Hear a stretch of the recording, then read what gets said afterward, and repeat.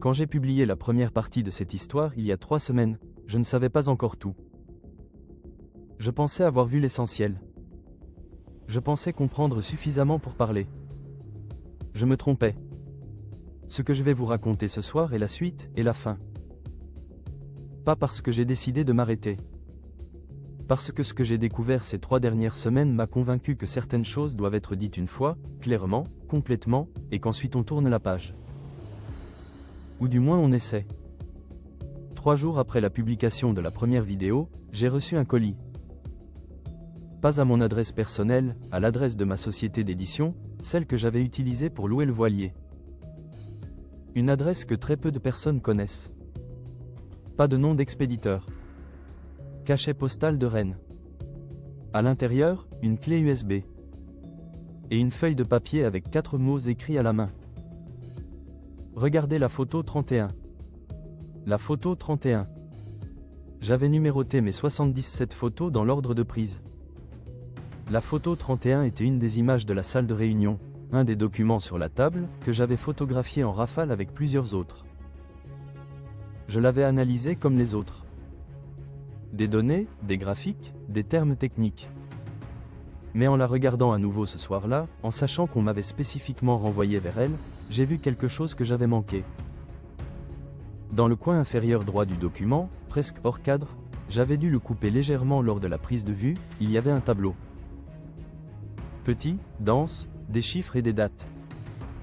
J'ai fait agrandir cette partie de la photo par le même laboratoire que la première fois. Le tableau listait des dates sur 2 colonnes. La colonne de gauche, des dates allant de 1947 à 2023. La colonne de droite, des valeurs numériques qui augmentaient progressivement. Et en bas du tableau, une note manuscrite. Prochaine fenêtre, novembre 2023. Durée estimée, 72 heures. Novembre 2023. J'étais retourné à Saint-Malo en août. Nous étions en septembre quand j'ai reçu la clé USB. Il me restait 6 semaines. J'ai branché la clé USB sur mon ordinateur isolé. Elle contenait un seul fichier. Un document PDF de 43 pages. Sans titre, sans auteur, sans métadonnées. J'ai mis 2 jours à le lire entièrement. Pas parce qu'il était long, parce que certaines parties demandaient d'être relues plusieurs fois pour être comprises. Et parce que ce que je lisais remettait en question des choses que j'avais cru comprendre. Ce document était un rapport interne. Sans date officielle, mais le contenu suggérait une rédaction récente, les dernières années en tout cas.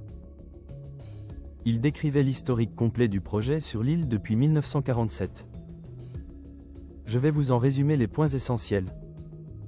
En 1947, un géologue breton nommé Henri Causse avait découvert l'île lors d'une expédition de cartographie maritime.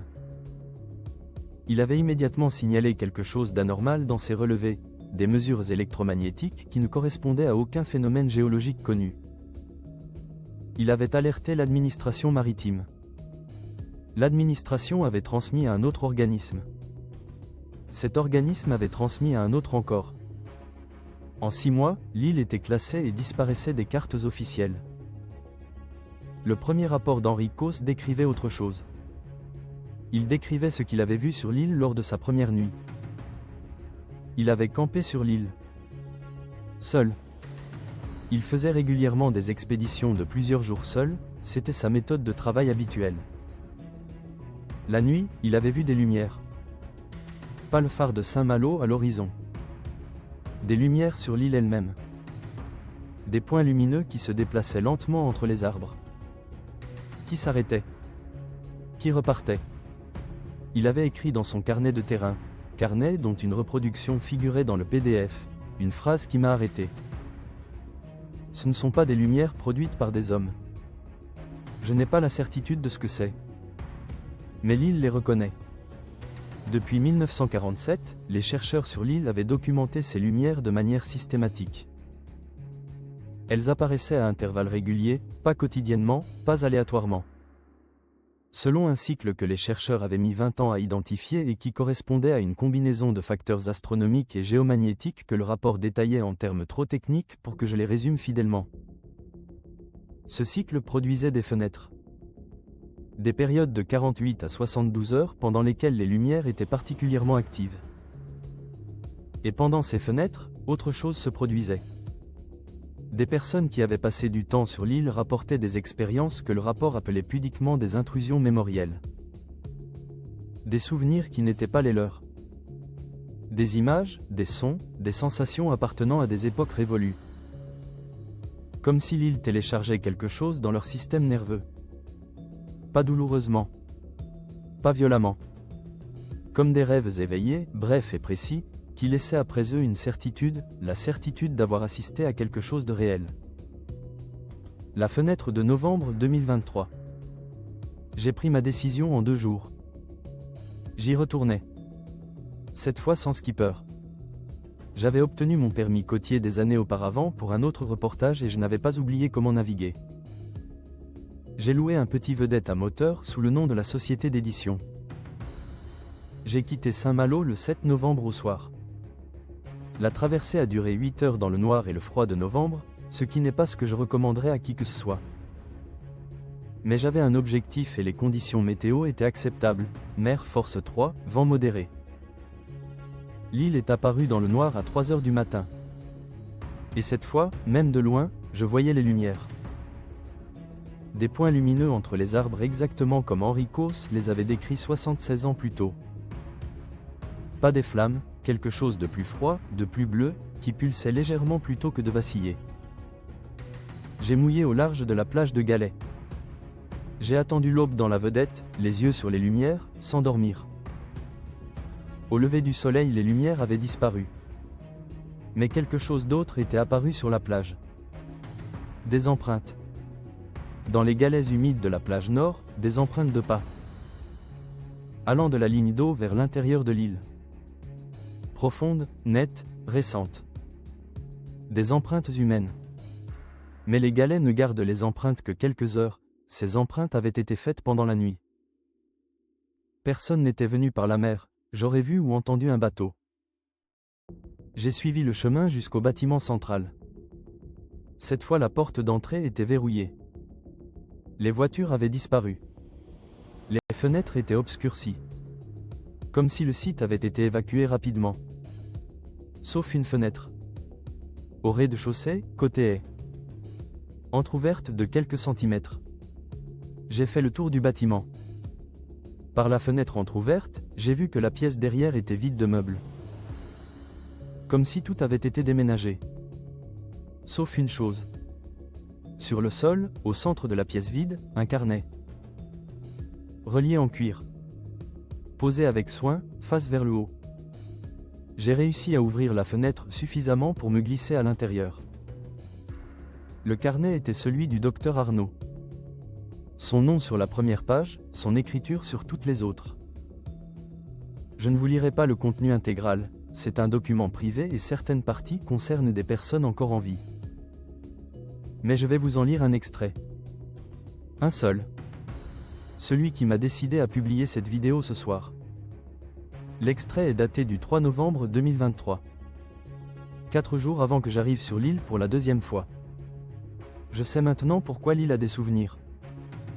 Pas parce qu'elle enregistre passivement ce qui se passe à sa surface comme nous l'avons cru pendant des décennies. Parce qu'elle est habitée. Pas par des fantômes au sens populaire du terme. Par quelque chose qui n'a pas de nom dans nos langues et qui existe dans cet endroit depuis bien avant que nous ayons des langues pour nommer les choses. Quelque chose qui observe. Qui apprend. Qui communique, à sa façon, dans ses temporalités, avec ses outils qui sont la lumière et la mémoire et le rêve. Je ne sais pas si c'est dangereux. En 11 ans ici, je ne me suis jamais senti en danger. Je me suis senti observé. Et progressivement, au fil des années, j'ai eu la certitude d'être compris. Pas de mes recherches, de moi. De ce que je suis. Comme si l'île me connaissait mieux que je ne me connais moi-même. Ce soir, il y a une fenêtre. Je vais rester dehors cette nuit. Je veux voir. Pour la première fois en 11 ans, je veux vraiment voir. Je laisserai ce carnet ici au cas où. La suite du carnet était vide. Il n'y avait pas d'entrée après le 3 novembre. Je suis resté sur l'île 2 jours. La fenêtre durait 72 heures selon le document. J'en ai passé 48 sur place, dormant peu, observant. Les lumières revenaient chaque nuit. Toujours entre 2 heures et 4 heures du matin. Toujours entre les arbres, dans la partie centrale de l'île que je n'avais pas explorée lors de ma première visite. La première nuit, je n'ai pas osé m'approcher. La deuxième nuit, je m'en suis approché. Je ne vais pas vous décrire précisément ce que j'ai vu dans cette partie centrale de l'île. Pas parce que je veux créer du mystère. Parce que je n'ai pas les mots. Pas les mots exacts. Et avec quelque chose comme ça, les mots inexacts sont pires que le silence. Je vais vous dire ce que j'ai ressenti. J'ai eu la certitude d'être dans un endroit très ancien. Plus ancien que l'île elle-même peut être. Comme si l'endroit existait indépendamment de sa géographie, indépendamment du temps tel que je le mesure. Et j'ai eu la certitude d'être vu. Pas surveillé. Pas menacé. Vu. Reconnu. Comme quand vous croisez quelqu'un que vous n'avez jamais rencontré et qui vous regarde avec l'expression de quelqu'un qui vous connaît depuis longtemps. Je suis resté là 1 heure. Puis je suis rentré dans le bâtiment et j'ai dormi. Le lendemain matin, avant de repartir, j'ai fait une dernière chose. J'ai laissé le carnet du docteur Arnaud là où je l'avais trouvé. Posé au centre de la pièce vide. Face vers le haut. Et j'ai ajouté quelque chose sur la dernière page vierge. Mon prénom. Ma date de naissance. Et une phrase. Je suis venu. J'ai vu. Je reviendrai. Je suis rentré à Saint-Malo le 9 novembre au matin. Le docteur Arnaud n'a jamais été retrouvé. Ma source ne s'est jamais manifestée à nouveau. Les 77 photos de ma première visite sont toujours en sécurité, en plusieurs endroits, avec plusieurs personnes. J'ai décidé de ne pas les publier. Pas par peur. Par respect pour quelque chose que je ne comprends pas entièrement et que je ne suis pas certain que la publication aiderait à comprendre mieux. Ce que je sais ce soir, 1 an après ma première visite. L'île existe. Elle est réelle. Elle est habitable et habitée, par quelque chose que la science de 2024 n'a pas encore les outils pour caractériser proprement. Le docteur Arnaud avait passé 11 ans à essayer de la comprendre. La nuit du 3 novembre 2023, il avait décidé d'aller voir. Je ne pense pas qu'il soit mort. Je pense qu'il a vu ce qu'il voulait voir. Et je pense que l'île l'a gardé. Pas de force. Pas contre sa volonté. Parce que c'est ce qu'il avait écrit dans son carnet. Au cas où. La photo que je n'ai pas prise consciemment. La silhouette dans le couloir avec des vêtements d'une autre époque. J'ai regardé cette photo des centaines de fois depuis 1 an. Et la semaine dernière, j'ai remarqué quelque chose que je n'avais pas vu. Dans l'angle inférieur gauche de la photo. Flou, presque invisible, mais là. Une deuxième silhouette. Plus petite. La même époque d'après les vêtements. Un enfant. Qui tient la main de la première silhouette. L'île se souvient. De tout. Et maintenant elle se souvient aussi de moi. Fin.